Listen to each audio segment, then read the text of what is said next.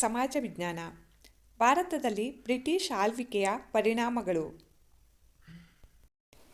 ಕೆಳಗಿನ ವಾಕ್ಯಗಳಲ್ಲಿ ಖಾಲಿ ಬಿಟ್ಟ ಸ್ಥಳಗಳನ್ನು ಸೂಕ್ತ ಉತ್ತರಗಳಿಂದ ಭರ್ತಿ ಮಾಡಿ. 1. ದಿವಾನಿ ಅದಾಲತ್ ಎಂಬ ನಾಗರಿಕ ನ್ಯಾಯಾಲಯವನ್ನು ಸ್ಥಾಪಿಸಿದವನು ಡ್ಯಾಶ್. ಉತ್ತರ Warren Hastings. 2. Superintendent of police ಹುದ್ದೆಯನ್ನು ಸೃಷ್ಟಿಸಿದವನು ಡ್ಯಾಶ್. ಉತ್ತರ ಲಾರ್ಡ್ ಕಾರ್ನ್ವಾಲಿಸ್. 3. ಕಾಯಂ ಜಮೀನ್ದಾರಿ ಪದ್ಧತಿಯನ್ನು ಬಂಗಾಳ ಮತ್ತು ಬಿಹಾರ ಪ್ರಾಂತ್ಯಗಳಲ್ಲಿ ಡ್ಯಾಶ್ರಲ್ಲಿ ಜಾರಿಗೆ ತರಲಾಯಿತು. ಉತ್ತರ 1793.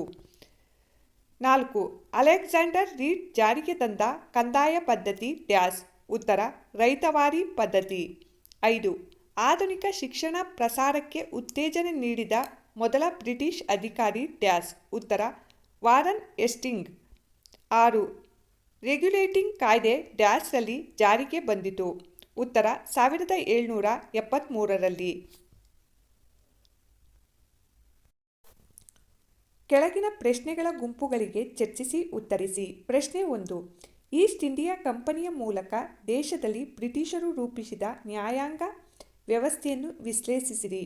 ಉತ್ತರ ವಾರನ್ ಹೇಸ್ಟಿಂಗನು ಜಾರಿಗೆ ತಂದ ಹೊಸ ಯೋಜನೆಯ ಪ್ರಕಾರ ಪ್ರತಿ ಜಿಲ್ಲೆಯು 2 ಬಗೆಯ ನ್ಯಾಯಾಲಯಗಳನ್ನು ಹೊಂದಿರಬೇಕಿತ್ತು. ಅವುಗಳೆಂದರೆ ದಿವಾನಿ ಅದಾಲತ್ ಎಂಬ ನಾಗರಿಕ ನ್ಯಾಯಾಲಯಗಳು ಮತ್ತು ಫೌಜದಾರಿ ಅದಾಲತ್ ಎಂಬ ಅಪರಾಧ ನ್ಯಾಯಾಲಯಗಳು. ಇಲ್ಲಿ ನಾಗರಿಕ ನ್ಯಾಯದಾನದ ಸಂದರ್ಭದಲ್ಲಿ ಹಿಂದೂಗಳಿಗೆ ಹಿಂದೂ ಶಾಸ್ತ್ರಗ್ರಂಥಗಳ ಪ್ರಕಾರ ಮತ್ತು ಮುಸ್ಲಿಮ್ಸರಿಗೆ ಶರೀಅತ್ ಕಾನೂನುಗಳ ಪ್ರಕಾರ ನ್ಯಾಯದಾನ ನೀಡಲಾಗುತ್ತಿತ್ತು. ಅಪರಾಧ ಪ್ರಕರಣಗಳಿಗೆ ಬಂದಾಗ ಎಲ್ಲರಿಗೂ ಇಸ್ಲಾಂ ಕಾನೂನುಗಳ ಅನುಸಾರ ವಿಚಾರಣೆ ನಡೆಸಲಾಗುತ್ತಿತ್ತು. ಕ್ರಮೇಣ ಬ್ರಿಟಿಷ್ ಕಾನೂನುಗಳನ್ನು ಜಾರಿಗೊಳಿಸುವ ಮೂಲಕ ಅಪರಾಧ ಕಾನೂನುಗಳಲ್ಲಿ ಬದಲಾವಣೆ ತರಲಾಯಿತು.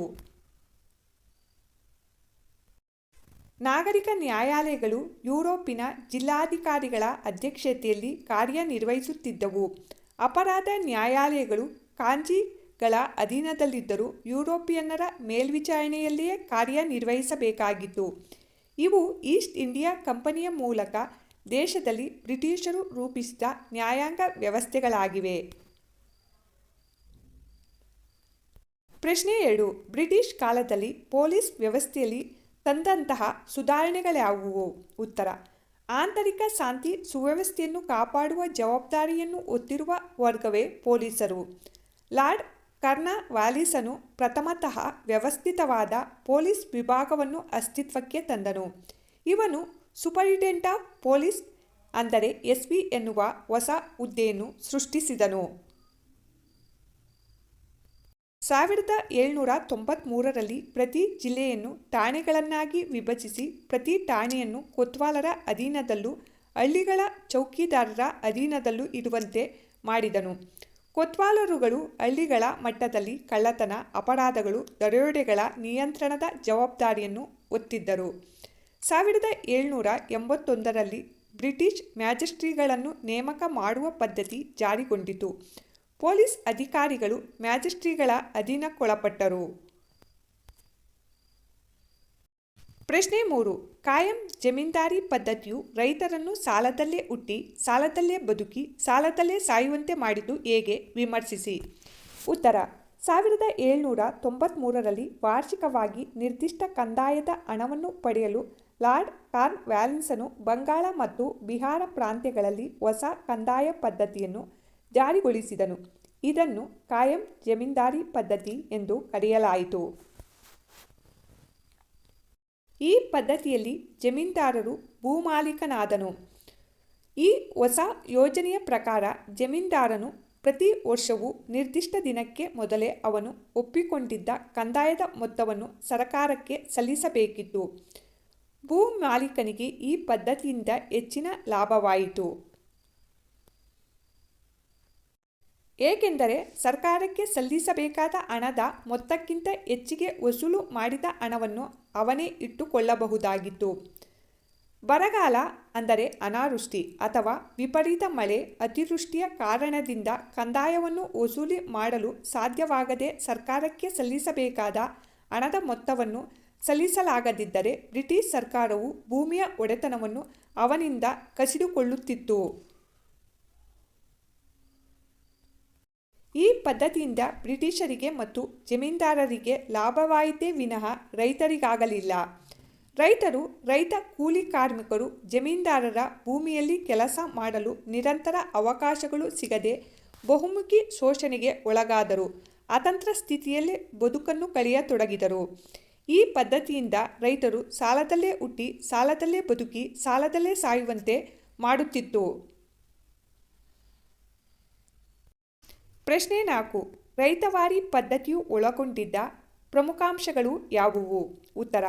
ರೈತವಾರಿ ಪದ್ಧತಿಯನ್ನು ಮೊದಲಿಗೆ ಒಂದು ಪ್ರಯೋಗವಾಗಿ ಬಾರಾಮಹಲ್ ಪ್ರಾಂತ್ಯದಲ್ಲಿ 1792ರಲ್ಲಿ ಅಲೆಕ್ಸಾಂಡರ್ ರೀಡ್ ಎನ್ನುವವನು ಜಾರಿಗೊಳಿಸಿದನು. ಈ ಪದ್ಧತಿಯನ್ನು ಥಾಮಸ್ ಮಾನ್ರೋ ಮದ್ರಾಸ್ ಮತ್ತು ಮೈಸೂರು ಪ್ರಾಂತ್ಯಗಳಲ್ಲಿ 1801ರ ನಂತರ ಜಾರಿಗೊಳಿಸಿದನು. ಈ ಪದ್ಧತಿಯ ಪ್ರಕಾರ ಸರ್ಕಾರ ಮತ್ತು ರೈತನ ನಡುವೆ ನೇರ ಸಂಪರ್ಕವನ್ನು ಕಲ್ಪಿಸಲಾಯಿತು. ಭೂಮಿ ಉಳುಮೆ ಮಾಡುತ್ತಿದ್ದವನನ್ನು ಅದರ ಮಾಲೀಕನೆಂದು ಸರ್ಕಾರ ಮಾನ್ಯತೆ ಮಾಡಿತು. ಅವನೇ ನೇರವಾಗಿ ತಾನು ಕೃಷಿ ಭೂಮಿಯಲ್ಲಿ ಪಡೆದ ಉತ್ಪನ್ನದ 50% ಭಾಗವನ್ನು ಕಂದಾಯದ ರೂಪದಲ್ಲಿ ಸರ್ಕಾರಕ್ಕೆ ಸಲ್ಲಿಸಬೇಕಾಯಿತು. ಸಣ್ಣ ರೈತರಿಗೆ ತಮ್ಮ ಅಧೀನದಲ್ಲಿದ್ದ ಭೂಮಿ ಮೇಲಿನ ಹಕ್ಕನ್ನು ನೀಡಿತ್ತಾದರೂ ಭೂ ಕಂದಾಯವನ್ನು ಈ ಪದ್ಧತಿಯು ಹೆಚ್ಚಿನ ವಾರ್ಷಿಕ ಮೊತ್ತಕ್ಕೆ ನಿಗದಿಪಡಿಸಿದ್ದರಿಂದ ರೈತರು ಸಂಕಷ್ಟಗಳಿಗೆ ಒಳಗಾದರು. ಕಂದಾಯವನ್ನು 30 ವರ್ಷಗಳ ಅವಧಿಗೆ ಎಂದು ನಿರ್ಧರಿಸಲಾಯಿತು. ನಂತರ ಅದನ್ನು ಪರಾಮರ್ಶೆಗೂ ಒಳಪಡಿಸಬಹುದಾಗಿತ್ತು. ಕಂದಾಯ ವಸೂಲು ಮಾಡುವ ಅಧಿಕಾರಿಗಳು ನಿರ್ದಾಕ್ಷಿಣ್ಯವಾಗಿ ಕ್ರಮ ಜರುಗಿಸುತ್ತಿದ್ದರು. ಬೆಳೆಗಳು ಸರಿಯಾಗಿ ಫಸಲು ನೀಡದ ಸಂದರ್ಭದಲ್ಲಿ ರೈತರು ಹಣದ ಲೇವಾದೇವಿಗಾರರಿಂದ ಸಾಲ ತೆಗೆದುಕೊಂಡು ಮರುಪಾವತಿಸಲಾಗದೆ ಅವರಿಗಿದ್ದ ಸಣ್ಣ ಪುಟ್ಟ ಜಮೀನನ್ನು ಮಾರಾಟ ಮಾಡುವಂತಾಯಿತು. ರೈತರ ಒಳಿತಿಗಾಗಿ ರೈತವಾರಿ ಪದ್ಧತಿಯನ್ನು ಜಾರಿಗೊಳಿಸಲಾಗಿದೆ ಎಂದು ಬ್ರಿಟಿಷ್ ಸರ್ಕಾರ ಹೇಳಿದರೂ ಗರಿಷ್ಠ ಪ್ರಮಾಣದ ರೈತರು ಸಾಲದ ಸುಳಿಗೆ ಸಿಕ್ಕಿದ್ದು ಈ ಪದ್ಧತಿಯಿಂದಲೇ ಎನ್ನುವುದು ವಿಪರ್ಯಾಸ. ಇವು ರೈತವಾರಿ ಪದ್ಧತಿಯು ಒಳಗೊಂಡಿದ್ದ ಅಂಶಗಳಾಗಿವೆ. ಪ್ರಶ್ನೆ 5. ಬ್ರಿಟಿಷರ ಕಂದಾಯ ನೀತಿಗಳಿಂದ ಉಂಟಾದ ಪರಿಣಾಮಗಳ್ಯಾವುವು? ಉತ್ತರ. ನಿಜವಾದ ರೈತನನ್ನು ಶೋಷಿಸುವ ಹೊಸ ಸಾಮಾಜಿಕ ವರ್ಗವಾದ ಜಮೀನ್ದಾರಿ ಸಮುದಾಯ ಸೃಷ್ಟಿಯಾಯಿತು. ಜಮೀನ್ದಾರರ ಶೋಷಣೆಗೆ ಒಳಗಾದ ರೈತರು ವಿವಿಧ ಬಗೆಯ ಸಂಕಷ್ಟಗಳಿಗೆ ಒಳಗಾದರು. ಕ್ರಮೇಣ ನಿರ್ಗತಿಕರಾದರು. ಭೂಮಿ ಮಾರಾಟದ ವಸ್ತುವಾಯಿತು. ಇದನ್ನು ಪರಭಾರೆ ಮಾಡಿ ಸಾಲವಾಗಿ ಪಡೆಯಬಹುದಾಗಿತ್ತು. ಅನೇಕ ಜಮೀನ್ದಾರರು ಕೂಡ ಕಂದಾಯವನ್ನು ಸಲ್ಲಿಸುವ ಸಲುವಾಗಿ ತಮ್ಮ ಜಮೀನನ್ನು ಪರಭಾರೆ ಮಾಡಿದರು. ಕೃಷಿ ಕ್ಷೇತ್ರವು ವಾಣಿಜ್ಯೀಕರಣಗೊಂಡು ಇಂಗ್ಲೆಂಡಿನಲ್ಲಾದ ಕೈಗಾರೀಕರಣದಿಂದ ಅಲ್ಲಿನ ಕೈಗಾರಿಕೆಗಳಿಗೆ ಬೇಕಿದ್ದ ಕಚ್ಚಾ ವಸ್ತುಗಳನ್ನೇ ಬೆಳೆಯಬೇಕಾಯಿತು. ಹಣದ ಲೇವಾದೇವಿಗಾರರು ಬಲಿಷ್ಠರಾಗತೊಡಗಿದರು. ಇವು ಬ್ರಿಟಿಷರ ಕಂದಾಯ ನೀತಿಯಿಂದಾದ ಪರಿಣಾಮಗಳಾಗಿವೆ. ಪ್ರಶ್ನೆ 6. ಬ್ರಿಟಿಷ್ ಶಿಕ್ಷಣದಿಂದ ಉಂಟಾದ ಪರಿಣಾಮಗಳ ಪಟ್ಟಿ ಮಾಡಿ. ಉತ್ತರ. ಭಾರತೀಯರು ಆಧುನಿಕತೆ, ಜಾತ್ಯತೀತತೆ, ಪ್ರಜಾಪ್ರಭುತ್ವ, ವೈಜ್ಞಾನಿಕ ಆಲೋಚನಾ ಕ್ರಮದ ಜೊತೆಗೆ ರಾಷ್ಟ್ರೀಯವಾದಿ ದೃಷ್ಟಿಕೋನಗಳನ್ನು ಬೆಳೆಸಿಕೊಳ್ಳಲು ಸಾಧ್ಯವಾಯಿತು. ಸ್ಥಳೀಯ ಭಾಷೆಗಳು ಮತ್ತು ಸಾಹಿತ್ಯ ರಚನೆಗಳಿಗೆ ಪ್ರೋತ್ಸಾಹ ದೊರೆಯಿತು. ಇದರಿಂದ ವೃತ್ತಪತ್ರಿಕೆಗಳು ಹುಟ್ಟಿ ಬೆಳೆಯತೊಡಗಿದವು. ಪತ್ರಿಕೆಗಳಲ್ಲಿ ಸರ್ಕಾರದ ನೀತಿಗಳನ್ನು ವಿಮರ್ಶಿಸುವ ಮೂಲಕ ಭಾರತೀಯರಲ್ಲಿ ಬ್ರಿಟಿಷ್ ಆಡಳಿತದ ಬಗ್ಗೆ ವಿಮರ್ಶಾತ್ಮಕ ಅಭಿಪ್ರಾಯ ಬೆಳೆಯಲು ಸಾಧ್ಯವಾಯಿತು. ಹೊಸ ಸಾಮಾಜಿಕ ಮತ್ತು ಧಾರ್ಮಿಕ ಸುಧಾರಣಾ ಚಳುವಳಿಗಳು ಹುಟ್ಟಿಕೊಂಡವು. ಜೆ.ಎಸ್. ಮಿಲ್, ರೂಸೋ, ಮ್ಯಾಂಟೆಸ್ಕ್ಯೂ ಮುಂತಾದವರ ಚಿಂತನೆಗಳು ಭಾರತೀಯ ವಿದ್ಯಾವಂತರ ಆಲೋಚನಾ ಕ್ರಮದಲ್ಲಿ ನಾವೀನ್ಯತೆಯನ್ನು ತಂದವು. ಜಗತ್ತಿನಾದ್ಯಂತ ನಡೆಯುತ್ತಿದ್ದ ಸ್ವಾತಂತ್ರ್ಯ ಚಳುವಳಿಗಳ ಪ್ರಭಾವ ಭಾರತೀಯರ ಮೇಲೂ ಆಯಿತು. ಭಾರತೀಯರು ತಮ್ಮ ಸಮೃದ್ಧ ಸಾಂಸ್ಕೃತಿಕ ಪರಂಪರೆಗಳನ್ನು ಅರಿತುಕೊಳ್ಳಲು ಸಾಧ್ಯವಾಯಿತು. ಹೀಗೆ ಭಾರತದಲ್ಲಿ ಜಾರಿಗೊಂಡ ಬ್ರಿಟಿಷ್ ಶಿಕ್ಷಣದ ವಿದ್ಯಾಭ್ಯಾಸದ ಕ್ರಮದಿಂದ ಸೃಷ್ಟಿಯಾದ ಅಭಿವೃದ್ಧಿ ಮತ್ತು ಆಲೋಚನೆಗಳು ಭಾರತದಲ್ಲಿ ಹೊಸ ತಲೆಮಾರುಗಳನ್ನು ಸೃಷ್ಟಿಸುತ್ತಾ ಹೋಯಿತು. ಪ್ರಶ್ನೆ 7.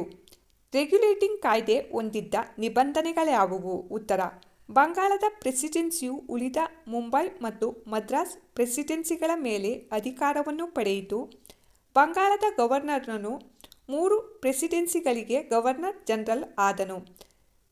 ಗವರ್ನರ್ ಜನರಲನಿಗೆ ಬಾಂಬೆ ಮತ್ತು ಮದ್ರಾಸ್ ಪ್ರೆಸಿಡೆನ್ಸಿಗಳಿಗೆ ನಿರ್ದೇಶಿಸುವ, ನಿಯಂತ್ರಿಸುವ ಮತ್ತು ಮೇಲ್ವಿಚಾರಣೆ ಮಾಡುವ ಅಧಿಕಾರವನ್ನು ಈ ಕಾನೂನು ನೀಡಿತು.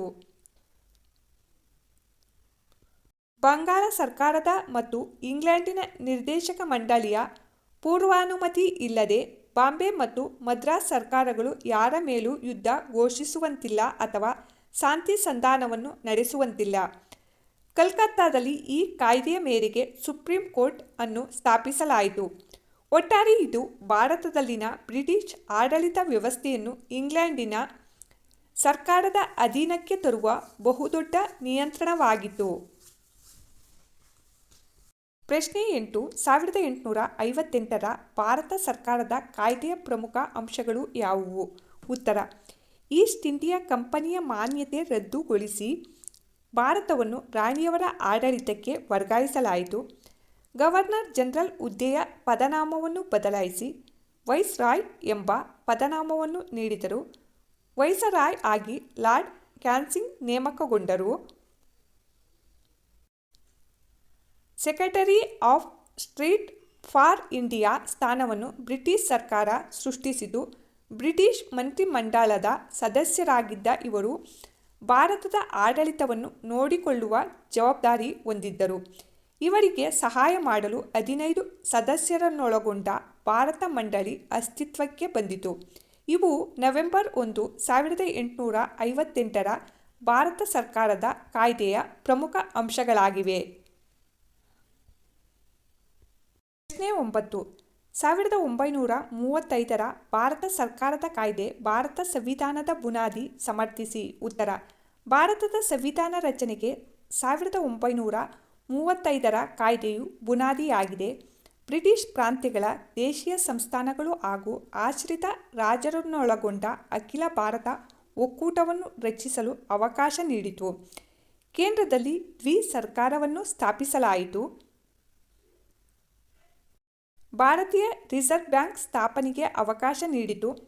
ಪ್ರಾಂತ್ಯಗಳಲ್ಲಿ ದ್ವಿಸರ್ಕಾರ ಪದ್ಧತಿಯನ್ನು ರದ್ದುಗೊಳಿಸಿ ಪ್ರಾಂತ್ಯಗಳಿಗೆ ಸ್ವಾಯತ್ತತೆ ನೀಡಲಾಯಿತು. ಭಾರತದಲ್ಲಿ ಫೆಡರಲ್ ಕೋರ್ಟ್ ಸ್ಥಾಪನೆಗೆ ಅವಕಾಶ ನೀಡಲಾಯಿತು. ಪ್ರಶ್ನೆ 10. 1919ರ ಕಾಯ್ದೆಯ ಪ್ರಮುಖಾಂಶಗಳು ಯಾವುವು? ಉತ್ತರ: ಸೆಕ್ರೆಟರಿ ಆಫ್ ಸ್ಟೇಟ್ ಆಗಿದ್ದ ಮ್ಯಾಂಟಗೋ ಅವರು ಬ್ರಿಟನ್ನಿನ ಸಂಸತ್ತಿನಲ್ಲಿ 20/8/1917ರಂದು ಮಾಡಿದ ಘೋಷಣೆಯ ಹಿನ್ನೆಲೆಯಲ್ಲಿ ಈ ಕಾಯ್ದೆಯು ರೂಪುಗೊಂಡಿತು. ಕೇಂದ್ರದಲ್ಲಿ ದ್ವಿಸದನ ಶಾಸಕಾಂಗ ರಚನೆಗೆ ಅವಕಾಶ ನೀಡಲಾಯಿತು. ಅವುಗಳೆಂದರೆ ಶಾಸಕಾಂಗ ಸಭೆ ಅಂದರೆ ಕೆಳಮನೆ ಮತ್ತು ರಾಜ್ಯಗಳ ಪರಿಷತ್ ಅಂದರೆ ಮೇಲ್ಮನೆ ರಚಿಸಲಾಯಿತು. ಪ್ರಾಂತ್ಯಗಳಲ್ಲಿ ದ್ವಿಸರ್ಕಾರ ಪದ್ಧತಿಗೆ ಅವಕಾಶ ನೀಡಲಾಯಿತು. ಭಾರತಕ್ಕೆ ಒಬ್ಬ ಹೈಕಮಿಷನರನ್ನು ನೇಮಕ ಮಾಡಲಾಯಿತು. ಸ್ವಯಂ ಆಡಳಿತವುಳ್ಳ ಸ್ಥಳೀಯ ಸಂಸ್ಥೆಗಳ ಅಭಿವೃದ್ಧಿಗೆ ಭರವಸೆ ನೀಡಲಾಯಿತು. ಕೇಂದ್ರದ ಬಜೆಟ್ನಿಂದ ಪ್ರಾಂತ್ಯಗಳ ಬಜೆಟನ್ನು ಬೇರ್ಪಡಿಸಲಾಯಿತು. ಪ್ರತ್ಯೇಕ ಚುನಾವಣಾ ಮತಗಟ್ಟೆ ವ್ಯವಸ್ಥೆಯನ್ನು ಮುಸ್ಲಿಂ, ಸಿಖ್, ಆಂಗ್ಲ ಭಾರತೀಯರು ಮತ್ತು ಯುರೋಪಿಯನ್ನರಿಗೆ ವಿಸ್ತರಿಸಲಾಯಿತು.